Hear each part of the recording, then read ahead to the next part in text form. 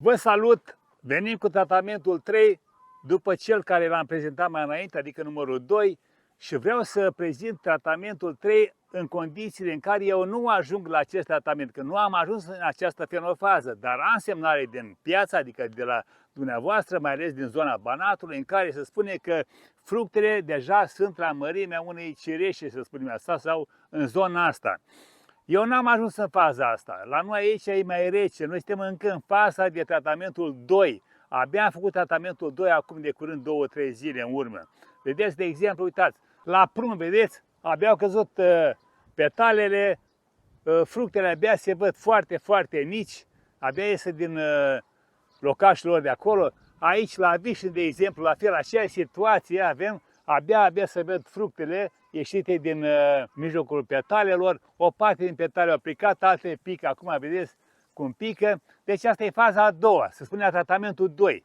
Pentru tratamentul 3 am zis să-l fac ca să vin preventiv, adică până să ajunge în momentul critic. Dumneavoastră deja să aveți rețeta la îndemână ca să puteți face tratamentul respectiv. Vreau să fac o mică paranteză aici. E posibil să aveți tentația să spuneți că de ce să fac tratament dacă frunzele sunt curate, pomul e sănătos și nu are nicio pată, nu are niciun simptom care să arate că are boli sau dăunători. Exact aici este secretul la tratamentul pomilor fructiferi și nu numai, și la vița de vii și la legume. Exact ăsta este momentul critic care ne duce în derută. Să vă spun de ce. În momentul în care plantele sunt atacate, nu se vede, nu apar simptome, nu se observă.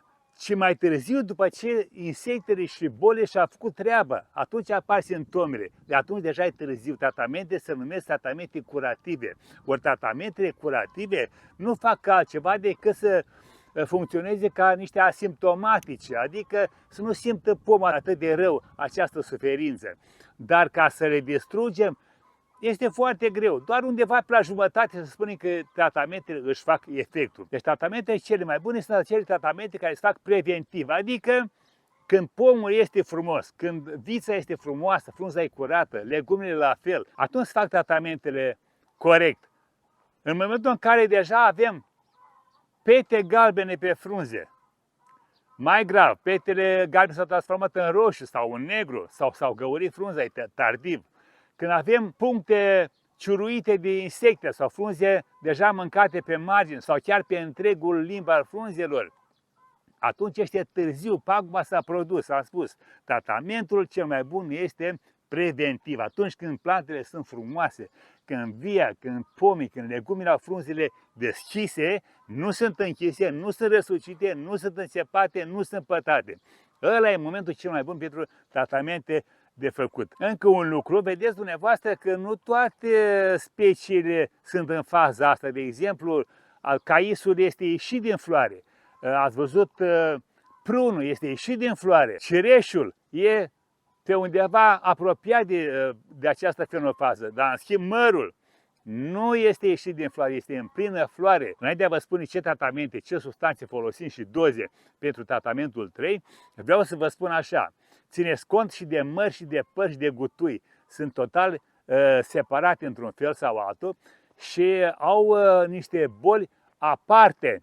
Adică focul bacterian, de exemplu, vedeți dumneavoastră, e cancerul scoarței care apare la păr, rapânul periculos la păr, la măr, focul bacterian am spus și la gutui, și la măr, și la păr.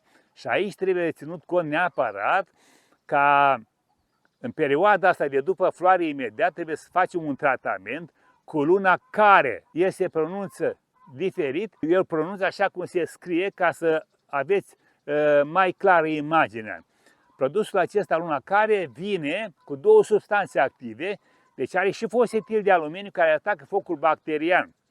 Și este neapărat ținut cont de acest lucru, ca după ce ieșim din floare și avem fructe cât de cât micuți acolo, să facem un tratament cu luna care. Bun, aceste tratamente pe care le recomand ca și tratamentul 3, să le spunem că sunt comune. Dar, repet, ca și în tutorialul trecut, trebuie să ținem cont de anumite situații când atacul este virulent, pe o anumită specie, pe o anumită boală și intervenim cu tratamente țintă ca să blocăm procesul de evoluție a bolii respective sau a insectelor respective sau a carienilor respectiv. Dar până atunci merge pe tratament, așa cum ați rugat dumneavoastră, să facem un tratament comun pentru toate speciile, ca să fie cât de cât să ne aflăm în zona de protecție împotriva bolilor și dăunătorilor, deci ducem o bătălie cu natura mai relaxată, așa nu ne înarmăm cu toate utilajele noastre pe care le avem în dotare. Și haideți să vedem ce substanțe folosim noi în tratamentul 3, ca și substanțe comune.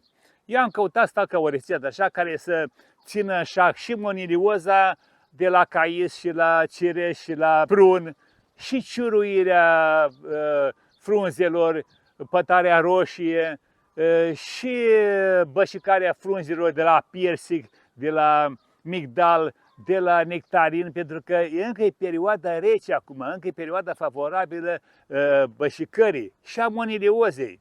În continuare, bășicarea nu dispare, acum o ținem în șac, cum am spus, ea nu dispare dacă n-a făcut tratamente corespunzătoare din toamnă, 2 tratamente cubrice în primăvară, 2 plus încă 1 înainte de buton. Nu dispare, dar o ținem în șac pentru a menține vârful de creștere a răstarilor la persic. Vârful de creștere, dacă nu există, moare vârful, moare pomul, tot pomul, deci nu mai avem ce face. Îi pică toate frunzele și eventual poate mai da o generație de frunze. Dar este foarte, foarte periculos, deja boala a intrat în el grav. Deci face tratamentele astea ca să ținem în șac, dacă avem cumva bășicare, să ținem în șac ca să evolueze vârful lăstarilor în continuare până vine căldura. Când vine căldura, natura ne ajută, dă lovitura de grație acestei ciuperci, o distruge, frunzele bolnave pică și rămân cele tinere frumoase, noi care urmează să hrănească fructele care au mai rămas în pom după o eventuală primăvară grea cu friguri, cu gel și cu brume. Mergem acum direct pe listă și spunem așa. Facem o combinație de două substanțe, că am spus că avem o gamă mai largă de boli de acoperit.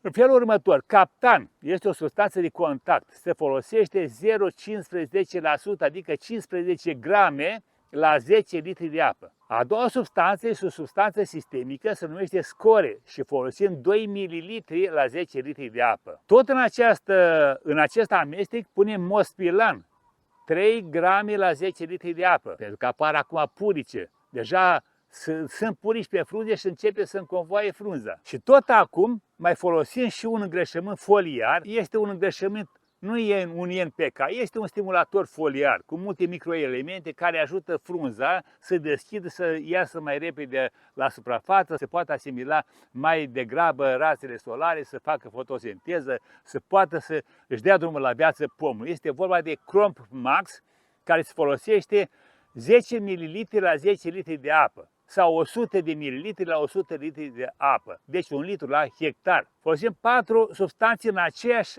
apă, în același volum de apă, prin amestec: Captan, Score, Mospilan și Crop Max. Aceste substanțe, am spus eu, le folosim toate la un loc, în același volum de apă. Am văzut multe întrebări în care oamenii mă întreabă, le amestecăm, nu le amestecăm, le facem pe rând și așa mai departe. Nu, răspunsul este acum. Toate aceste substanțe se pun în aceeași cantitate de apă. Deci punem în 10 litri de apă, punem și Captan, și Score, și Mospilan, și Crop Max. Haideți să spunem acum care e momentul în care se aplică acest tratament. Deci momentul este când apar fructele. Nu toată lumea știe să măsoare în milimetri. Când apare fructul la 10 mm, când ajunge fructul la 12 mm, 13 mm și așa mai departe, sau un centimetru și ceva. Și atunci trecem la o unitate de măsură vizuală cu care toată lumea știe să lucreze. Și anume, momentul este atunci când trecem prin livadă și fructele se văd din mers. Atunci este momentul tratamentului